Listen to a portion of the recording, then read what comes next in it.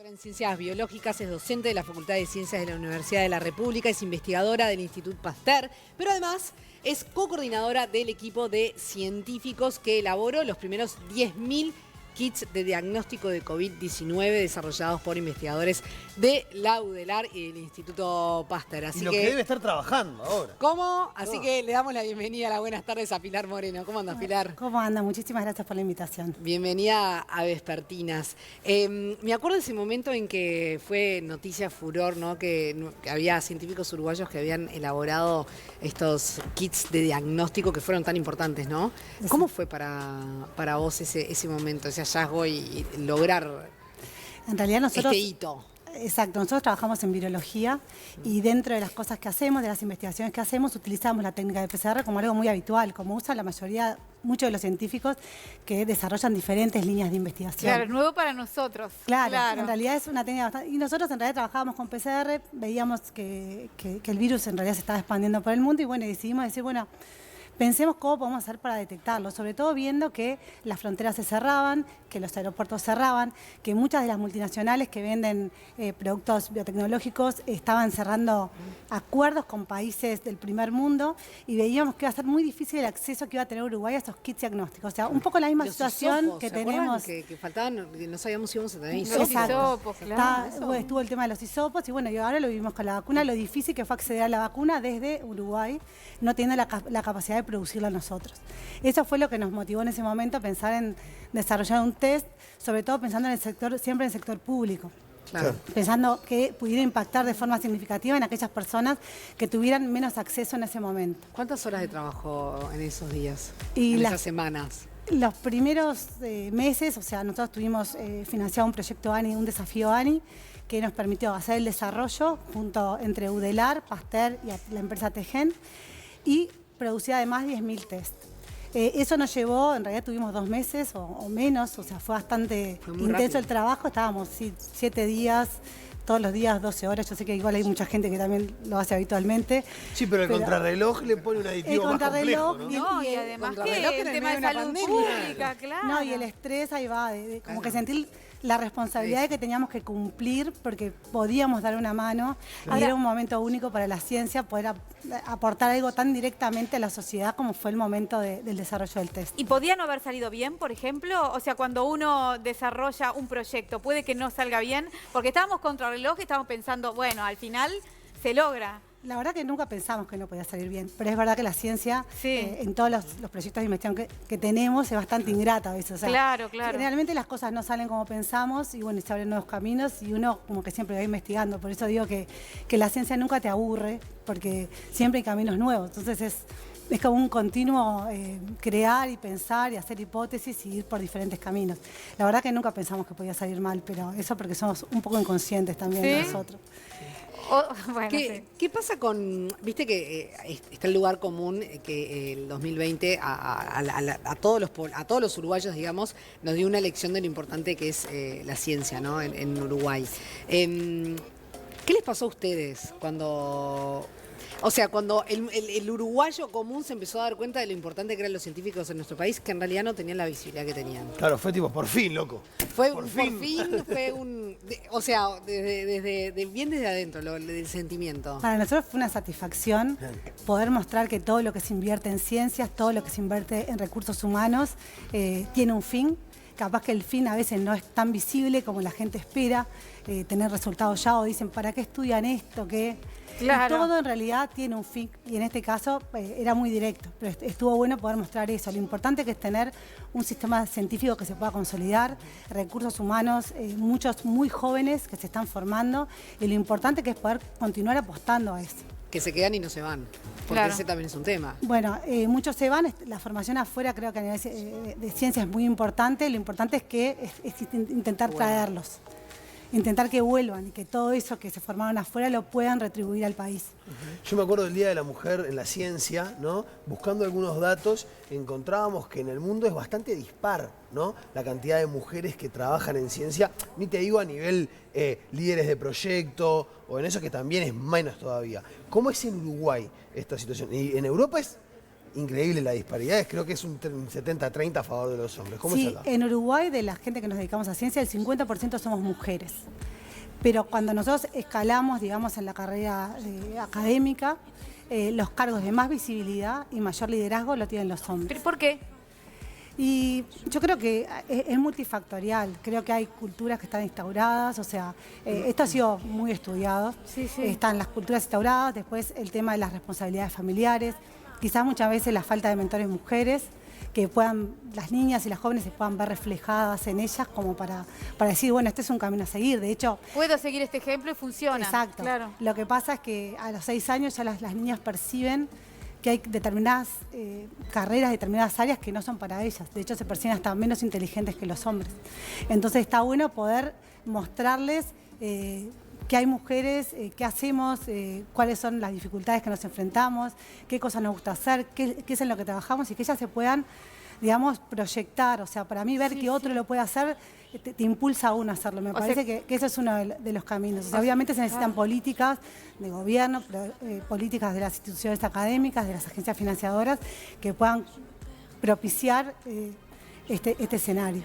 Claro, y desde el lado de la educación también incentivar, estimular, ¿no? Decir es posible. O sea, yo creo que desde el lado de la educación, todo es desde el lado de la educación. O Sí, sea, sí. desde que empieza la educación primaria hasta el liceo, Claro. o sea, todo tiene que ir por el lado de la educación y eso son cosas que tenemos que de a poco ir repensando. Tu colega Gonzalo tuiteó, estamos en el horno. Así que, ¿cómo ves vos la Polémico. evolución de la pandemia? ¿Cómo la ves vos? Y bueno, la verdad que estamos en un momento complicado. Tiene razón Gonza, estamos un poco en el horno en sí, este entre momento. ayer y hoy también los números aumentaron. O sea, sí. los números aumentan, estamos como en un repique de la primera ola que tiene Uruguay.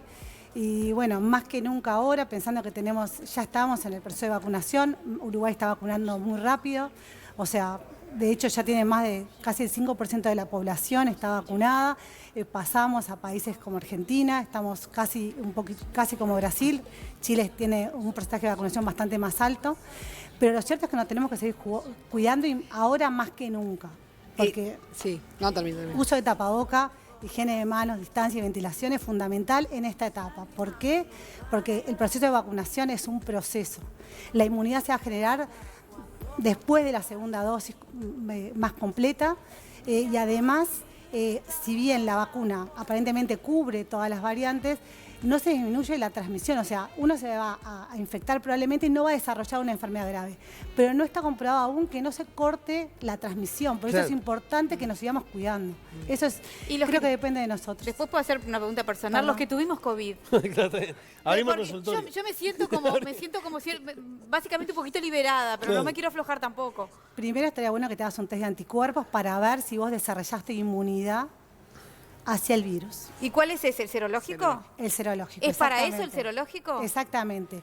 O sea, nosotros tenemos dos tests que son de los que habitualmente hablamos. El test de PCR, que lo que nos permite es en la muestra que tenemos detectar si el virus está o no está. O Que es sea, el hisopado. el hisopado. Porque a veces O sea, el el PCR hisopado, es el lo hisopado. que nos permite ver es si tenemos en ese momento el virus circulando en nuestro cuerpo. Por eso hay que hacer cuarentena y esperar y no salir, porque hay Exactamente. una cuestión de... El test de anticuerpos lo que nos permite ver es la reacción del cuerpo hacia el virus, que generalmente es posterior a la infección. Por lo cual, un test serológico no te indica si estás infectado o no, te indica si tuviste el virus en algún momento o no. Claro. O sea, tiene valor para el que ya tuvo y quiere saber qué respuesta está teniendo su cuerpo. Más allá de Para que que no ya tuvo y está bueno hacer los estudios serológicos para ver cuál es la seroprevalencia. Por ejemplo, en Rivera se están haciendo estudios, que lo está haciendo gente de lo del Instituto Pasteur, Sí. para ver cómo es la seroprevalencia. O sea, sabemos que hubo un brote grande en Rivera y bueno, y hay gente que probablemente fue asintomática. Entonces, saber un poco cómo fue la infección y cuánta gente tiene anticuerpos y está inmunizada contra el virus. No, hoy justamente hablábamos de las vacunas, ¿no? Vos decías que es un proceso, va a llevar un tiempo lograr la inmunización, porque también hay un tema, ¿no? Es como que creemos que llegaron las vacunas Claro. y ya está, y estamos salvados, y en realidad falta mucho para eso. No sé, fin de año, El ministro ayer manejó la fecha de septiembre. septiembre. Es una posibilidad, obviamente, todo va a depender de los escollos que tengamos en este camino, pero Uruguay está vacunando rápido. Sí. Igual tenemos que estar atentos, como decíamos, a qué pasa con las variantes. O sea, lo importante es seguirnos cuidando. Y hay otro Ese problema es el camino. que apareció, digamos, estos días, que es el conflicto con la vacuna AstraZeneca. Sí. La Oxford AstraZeneca, que, bueno, ayer justamente lo hablábamos en Vespertinas, que en Islandia, en Dinamarca, en Italia habían suspendido la vacunación con esta... Suspendieron temporalmente la vacuna. Exacto. Por eso, quiero que nos cuentes exactamente, porque viste que uno empieza a escuchar estas cosas y se pone un poco nervioso. Primero, la vacuna AstraZeneca no es ninguna de las que está dando en este momento Uruguay. Uruguay está dando la Pero es la del Sinovac. mecanismo COVAX. Es la del mecanismo COVAX, que aún en realidad no ha llegado al país. En estos casos se han reportado casos de tromboembolia, o sea, de formación de trombos. De coágulos. De coágulos, claro. Exactamente. En realidad, en 30 pacientes de 5 millones de infectados. Cuando vamos a los números, esos números no se alejan de lo que normalmente aparece de este tipo de cuadros. O sea... ¿Podría parecer igual aunque no fuese esta vacuna? Por seguridad se decidió retirar temporalmente de hacer los estudios. No es nada certero que realmente sea por la vacuna porque no se despega del porcentaje habitual que pasa en este tipo de eventos. Por eso es importante también dejar claro. Está buenísimo, me parece que eso habla también de los mecanismos de seguridad que tienen las vacunas, que ante la primera duda... se reanalizan, pero lo cierto es que es una posibilidad, pero a lo que voy son 30 de 5 millones. Lo decía hoy Adri en la catarsis cuando arrancamos el programa. Antes éramos 3 millones de técnicos y ahora somos 3 millones de científicos, ¿no? Tremendo. ¿Qué pasa con la información? Porque agarramos, nos pasa a todos, ¿no? Algo y lo amplificamos o intentamos saber más de todo. A veces hasta se confía en nosotros que tomemos decisiones que básicamente no tenemos la capacidad ni la información para tomar. Pienso a nivel médico, lo discutimos acá varias veces con varios médicos. Y si vacunarte o no. Por ejemplo. Vacunarte siempre. Pero, Claro, pero está librado a que vos decidas. ¿Qué pasa con eso? ¿Los científicos están intentando mostrarse un poco más, explicar un poco más, dar más información? Yo creo que desde el inicio de la pandemia el gobierno se apoyó mucho en los científicos y muchas de las decisiones que se tomó con la formación del GACH y bueno, con las diferentes etapas de la pandemia, las decisiones que se fueron tomando, fueron tomadas en base a evidencia científica. Me parece que eso está bueno y eso también mostró el rol importante que tiene la ciencia en todos estos eventos como puede ser la pandemia.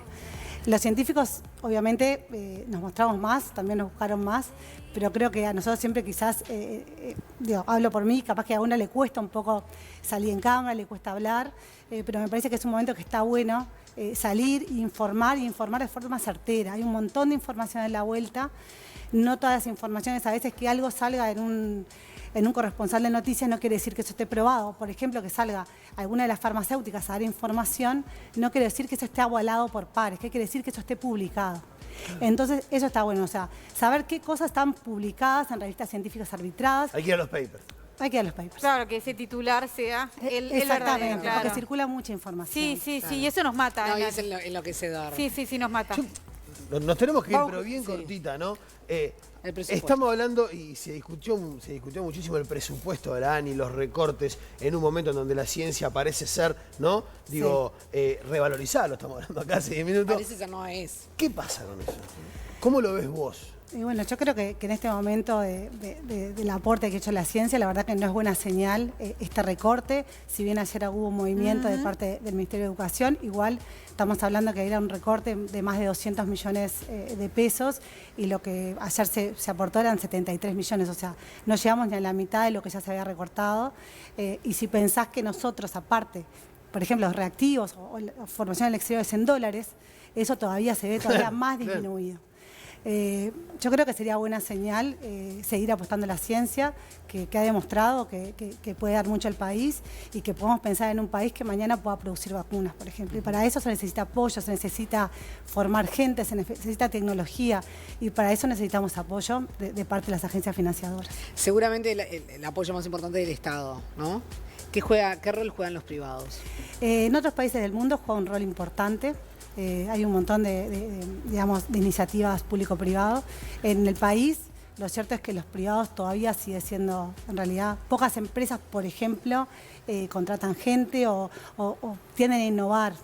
Y es importante pensar que la innovación es transversal a todas las actividades del país y que una innovación te puede llegar a producir, no sé, de un determinado producto algo más y hay que pensar con esa cabeza, o sea, hay que pensar en el futuro. Y los países desarrollados son aquellos que en algún momento de su Se historia adelantaron a- se adelantaron. No es que, porque mucha gente me dice, bueno, pero ellos invierten porque tienen plata para hacerlo. No, Y claro. no, es que en algún momento en su desarrollo decidieron invertir en ciencia. ¿Pero esto frena el Claro. progreso? ¿Frena ese progreso?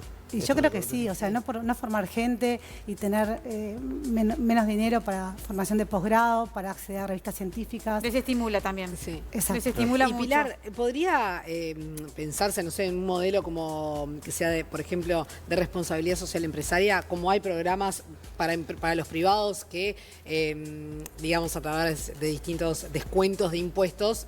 Al que ponga un dinerito Claro. en la claro. Yo sé claro. que en realidad Se lo los deberían exonera. hacer porque es interesante y demás. Pero No, bueno, pero está bien. si Está, no ok. se hace, ¿podría ser un buen mecanismo? Yo creo que podría ser un mecanismo, habría que ver cómo implementarlo, pero sí, obvio. Si Todo ya lo se que- hace en un área, ¿por qué no en la otra, ¿Por qué no? no? Claro. Que no es nada complicado. Exacto. Les quiero comentar algo, aprovechando que estás por acá, que está abierta la línea 0800 1919, porque en las ciudades de frontera ya se pueden vacunar las personas de entre 50 y 70 años, ¿sí?